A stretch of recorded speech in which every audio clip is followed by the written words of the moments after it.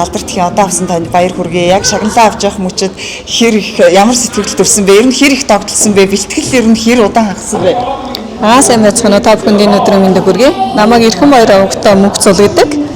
Одоо авах чинь мөчөд айгүй их тогтолсон. Олон оног хүлээсэн, зөндөө бэлдсэн. Яг авч байгаа мөчөд бол ээжээрээ хамгийн их бахархлаа. Манай ээж болохоор 1-2 дугаар одонтой ээж байгаа. Тэгээд тэр үед ээжигээ дурсаж бурхны орноос охиныгаа хараад бас баярлж байгаах гэж бодлоо. Үнэхээр гоё л.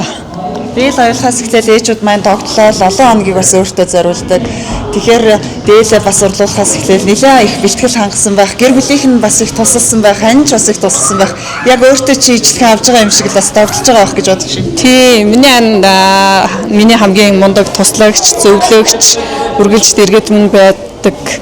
Чамдаа энэ ташрамд баярлалаа гэж хэлье. Намайг үргэлж дэмжижээдэг хандаа, гэр бүлийнхэндээ, хадам ээжтэй, ах дүү нартэй бүгдэнд нь баярлалаа.